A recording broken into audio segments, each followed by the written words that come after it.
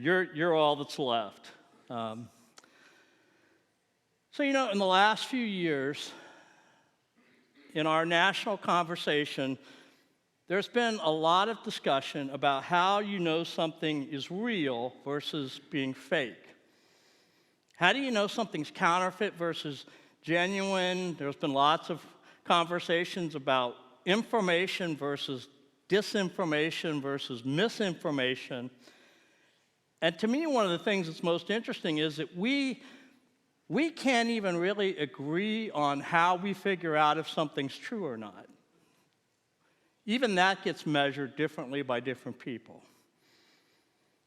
It's not new to people. Back in 1848, there was a gold rush in California. Somebody found gold and everybody rushed in because they were going to be the next one to strike it rich. And what happened is, over time, a lot of folks were finding minerals and things that they thought were valuable, but it turned out it was what they call fool's gold, iron pyrite. And to come into town and declare that you had found something, that you had struck it rich, eureka, and show up and be told, you're a fool. People didn't want that to happen. And so they came up with some ways. They actually figured out that the human tooth is harder than gold. And so what they would do when they found a nugget, they would bite into it, and they discovered no mark, no gold. So don't let people know that you were almost fooled. It mattered in their livelihood, it mattered in their future, but it also mattered in their reputation and what people said about them. So my hope this morning in this message is that we can determine how to use wisdom and discernment in a world that is full of all sorts of deception. And it matters because we've got things in our faith life that are often put to the test when life happens.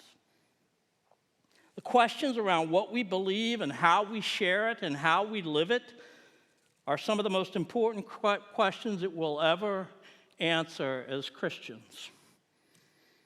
In a world where we live with so many different views, so many different people living out those views in so many different ways, can we as Christians, as Jesus followers, offer Christ in such a way that draws people closer rather than pushing them away? You see, if you want Jesus to be real for them, he first has to be real for you. You can never convince someone to fall in love with Jesus if you're not convinced that you've fallen in love with him too. You've got to love them. In the midst of relationship, you've got to love them by listening to them. You've got to love them by responding rather than just rebuking. To share the truth about Jesus requires that we know the truth about Jesus. And to know the truth about Jesus is the first step in living it well. Lots of conversations with my kids as being a pastor. My kids would come home from school and they say, well, I met this person and we started talking and they believe a lot differently than we do. And I met this person and they have a different faith than we do. How do I explain that? It's tough. Some of our youth, I'm sure, encounter that when they have friends at school or in neighborhoods and they try to talk about what Jesus means to them. And people come from a very different perspective. Something happened to me a couple weeks ago. There was an email through the church email, and they were asking if the information will be shared with me to put me back in touch with some folks that I had not had contact with for decades. The email was from a son who had been a friend of my son, my oldest son, when they were in preschool together. And he wanted to see if I would call his mother, reach out to her, because she was in the hospital here in Orlando, late stages of cancer. And so he left his phone number, and I called him, and We talked, and rather than just a phone call, we've been visiting with each other for the last couple of weeks.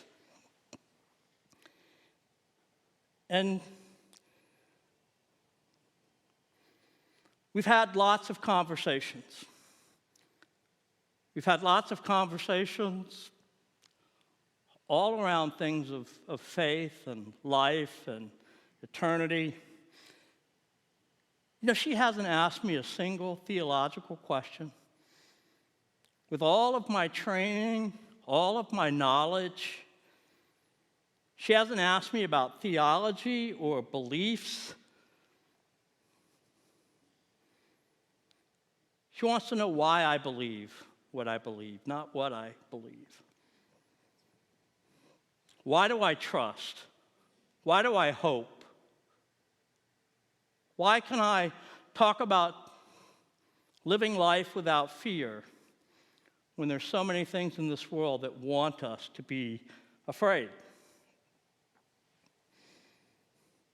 And that conversation, it doesn't require me to explain it to her, but it does require that I know it and I understand it. And it's the foundational part of my life because I can't authentically live it if I don't really have it.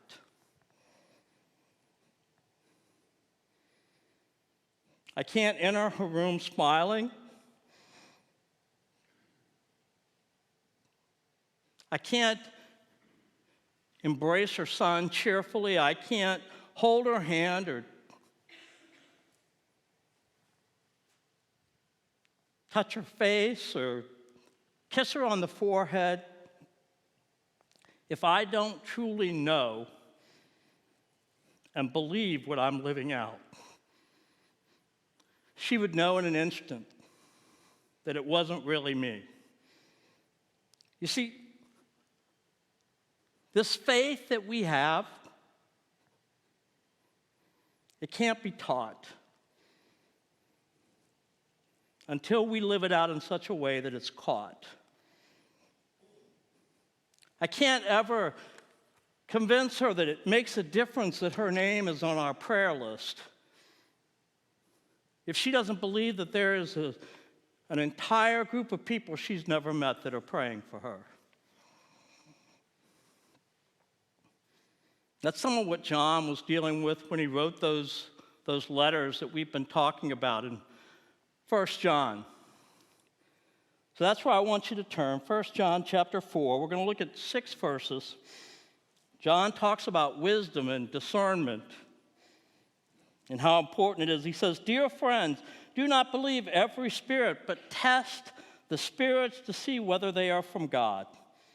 Because many false prophets have gone out into the world. And this is how you can recognize the Spirit of God. Every spirit that acknowledges that Jesus Christ has come in the flesh is from God. But every spirit that does not acknowledge Jesus is not from God. This is the spirit of the Antichrist, which you have heard is coming, and even now is already in the world. You, dear children, are from God, and you've overcome them, because the one who is in you is greater than the one who's in the world. They are from the world, and therefore speak from the viewpoint of the world, and the world listens to them. We are from God. And whoever knows God listens to us, but whoever is not from God does not listen to us. This is how we recognize the spirit of truth and the spirit of falsehood." It's the word of God for the people of God. Thanks be to God. You see, for Jesus followers, our understanding of Jesus is critical to our relationship with God and the way that gets lived out into the lives of people. It's some of the critical issues that John, the writer, is addressing in the early church. He's talking to people in succinct, direct ways. Pastor Patina alluded to this a couple weeks ago, how straight to the point John is in his writing. He says to them, there's critical issues that I need to address with you. Because among you there is the Antichrist. He's not talking about a being. He's talking about a spirit that exists in multiple people. Now keep in mind that this is 50 years after Jesus ascended into heaven. And John has this singular message for the church. He says to them, this is either real or it's not. You're either living life genuinely, authentically in faith, or you're not. You're either living the deep life that's possible only by following Jesus, or you're living something else. He starts that way at the very first of his letter. 1 John chapter 1, verses 2 and 3, he says, the life appeared. We've seen it. We testify to it. And we proclaim to you the eternal life, which was with the Father and has appeared to us. We proclaim to you what we have seen and heard, so that you also may fellowship with us.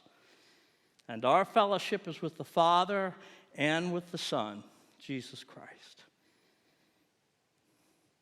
A lot of John's readers were 2 and 3 generations removed from the historical Jesus. And the further they got away from Jesus, the more people were willing to question and to doubt and to live life as, well, I don't know if I believe all of that. And so John offers them discernment, wisdom, a way to test and measure the faith that's been presented to them. I want to share with you, there's 3. John offers an ethics test, a relational test, and a doctrine test. The ethics test. How does Jesus impact the way you live? Do you have a daily walk that involves obedience? Have you experienced forgiveness and a fresh start in your life and you live that way? Do you have a deep desire to love the goodness of God more than the things of this world? That's where our ethics lie. And in the relational test, how do you live that out in love towards other people? What does love look like to others in the way that you're living your daily life? And finally, there's the doctrine test. What do you believe? What's the foundation of your faith? What is truth for you, this deep truth that grounds everything that you are? And how do you know it's truth? How can you know? Now, we're not even going to deal with the first 2 today, ethics or relational. We're going to talk about doctrine. I would submit to you that the answer to the questions of faith and truth have everything to do with discernment and wisdom when it comes to understanding and knowing and living a life that reflects who Jesus is. Doctrine is also, of the 3, probably thought of to be the most boring of the 3 tests, and I think that's why Pastor Patina assigned it to me. She's got a really cool one next week. No, I'm just kidding. We're good. We're good. Pastor Patina and I have been sharing with you, describing to you in this message series that John wrote in the midst of a crisis of truth in the church. There were leaders who were actually leading people away from the foundation of their faith, sharing untruths with them. John sums it up this way in the 2nd chapter, 1 John chapter 2, verse 22. Who is the liar? It is whoever denies that Jesus is the Christ. Such a person is the Antichrist, denying the Father and the Son. In other words, if Jesus isn't it for you, then the Father isn't it for you either. 2 verses I read earlier, verses 2 and 3, kind of sum it up as well. This is how we can recognize the Spirit of God. Then in verse 3, every spirit that does not acknowledge Jesus is not from God. This active movement in the church that was leading away from the traditional teachings of Jesus, it was called Gnosticism. Denying that Jesus was both fully God and fully human at the same time. The Gnostics believed that for God to connect himself to the material world, for God to be involved in human suffering and get all into the lives of human beings, somehow that diminished God's nature. God would never stoop to do that. And so their assertion was that Jesus was really just a human being who at the time of his baptism was inhabited by the Spirit of God, but that God's Spirit left him before the crucifixion. So God didn't get involved in all that messy stuff. And John's response to that is, there's no wisdom in believing that. He pushes back on that. John says that to abandon Jesus' claims of divinity makes it impossible for us to live out the rich, full life that God has in mind for us.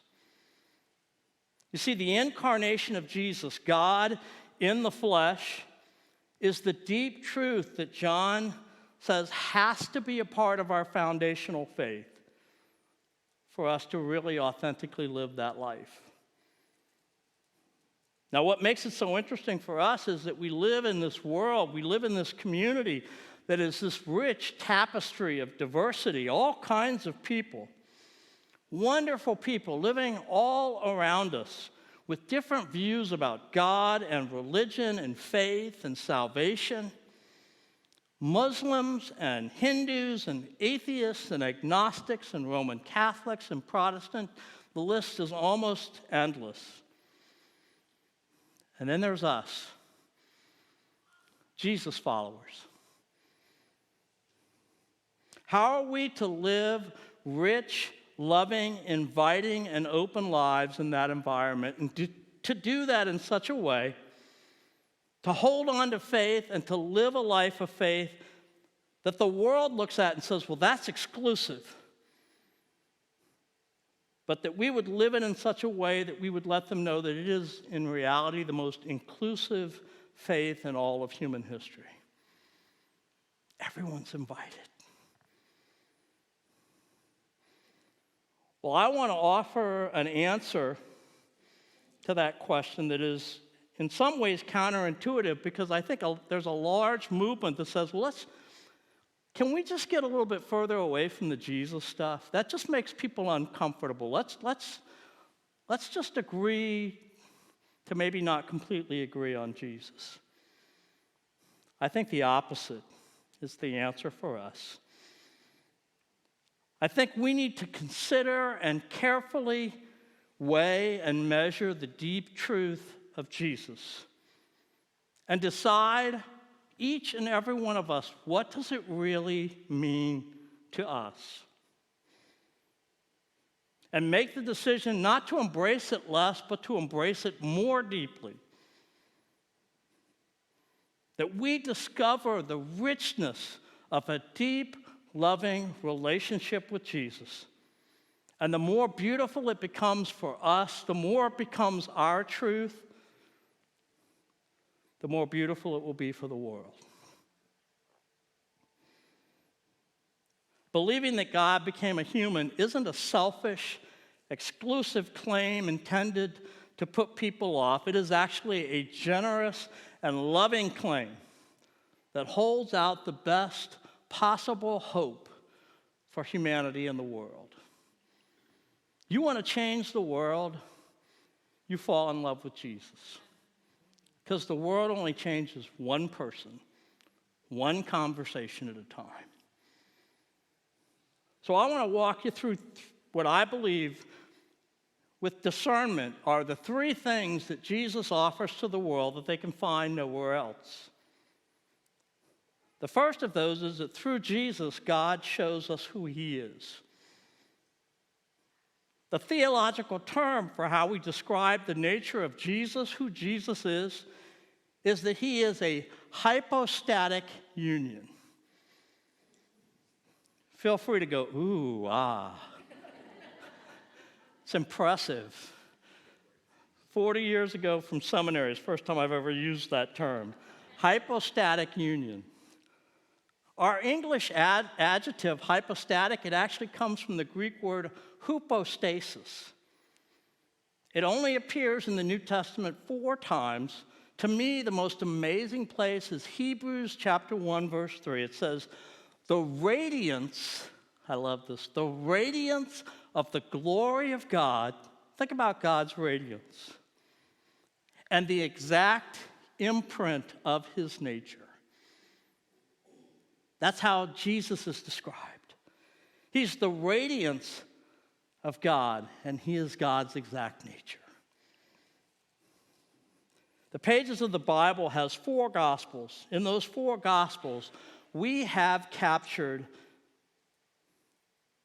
the words, the footprints, and the fingerprints of Jesus, which offers us the most concrete opportunity in human history to experience what God is really like.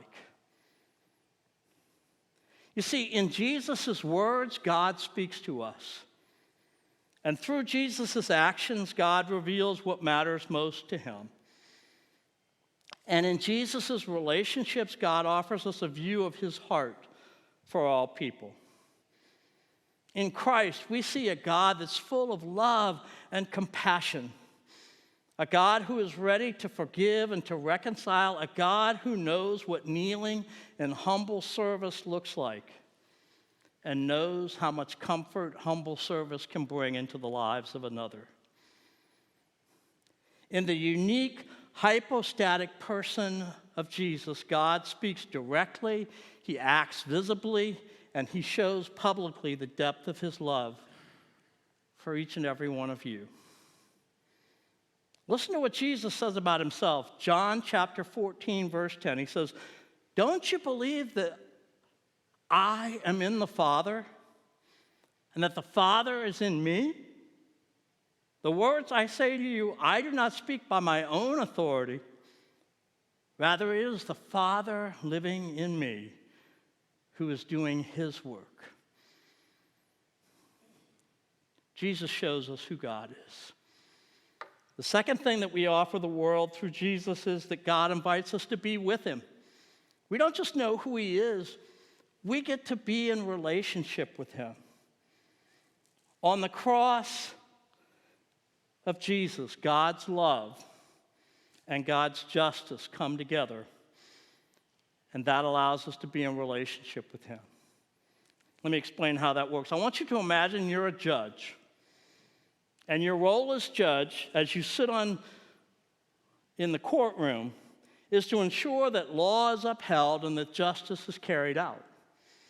Before you is a defendant, and that defendant has been found guilty of murder. The evidence is overwhelming. The defendant has confessed guilt, even offered regret for what had been done, and asked the court's forgiveness.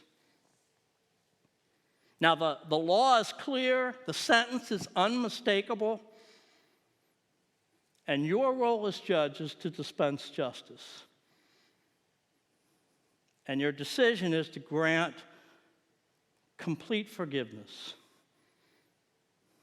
and offer freedom. Now, if we read a story like that in today's world, we would be outraged. We would say, that is scandalous. It sounds horrible. That's exactly what God, our judge, has done for us. 2 Corinthians chapter 5, verse 21, there are 15 Greek words. Here's the English translation. God made him who had no sin to be sin for us, so that in him we might become the righteousness of God. Now, I don't want you to leave here thinking that God made Jesus a sinner. Jesus has a nature that cannot be connected to sin. What God does is love us so much that he treats Jesus as if he were a sinner. Even more than that, God actually poured out on Jesus the sins of all the people who have ever been and will ever be. And because of Jesus' love, he took them all as if he had committed every one of them. On the cross, God treated Jesus as if he had lived my life and committed every sin that I ever have or ever will. And he did the same for each and every one of you. You see, on the cross, God's justice is satisfied by something that only God can provide, and that's God's divine love. God's divine love satisfies the necessary payment for justice. God's provision of Jesus makes us able to be with him through Jesus. And finally, through Jesus, God makes the world right again. For 7 summers, I worked at a youth camp, a Christian youth camp in the center part of our state.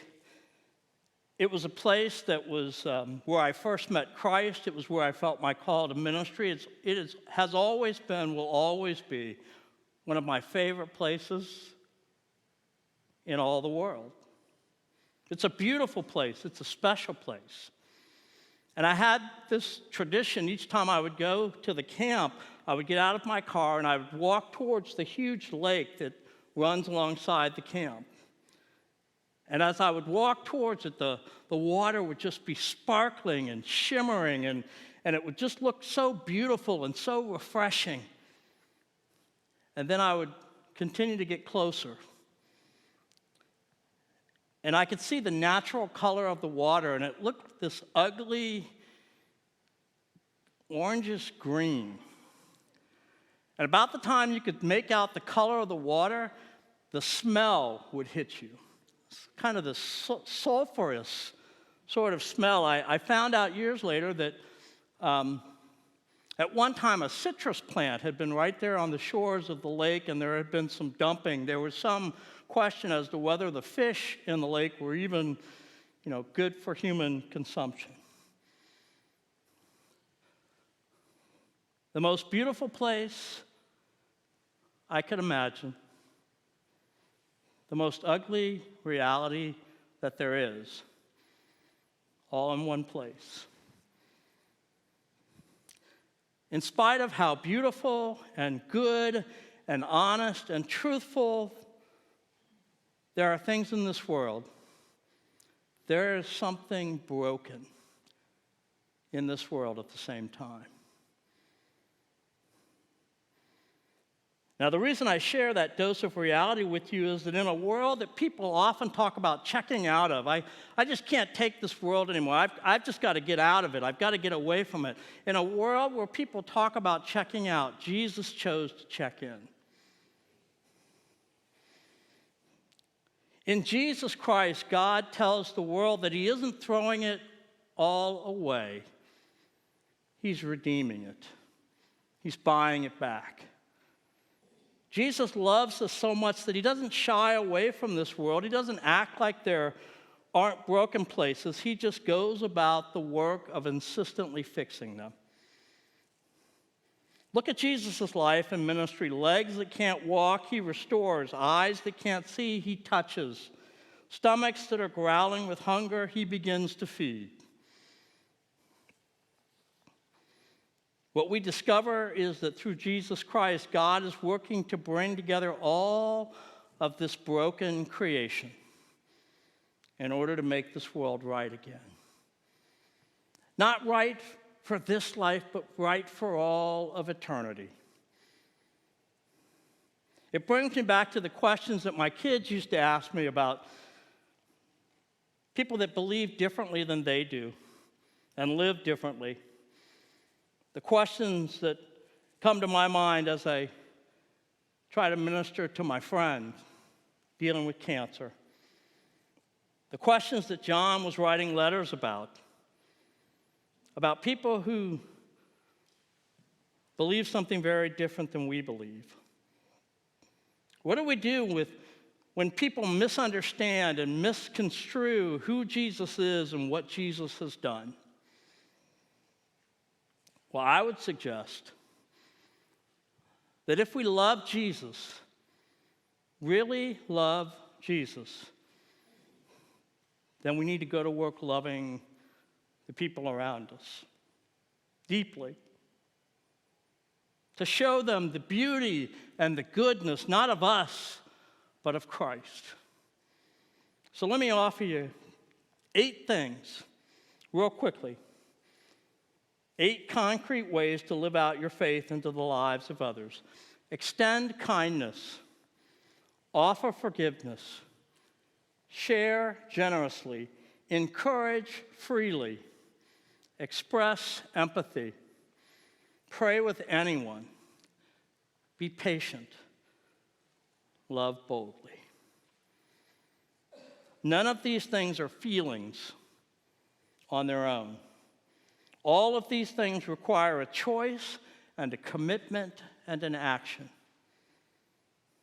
If you go to our church Facebook page or go to the church website on the events or the missions section, there are already posted there 3 generous, loving actions of faith that you can participate in for this Thanksgiving and Advent and Christmas holiday.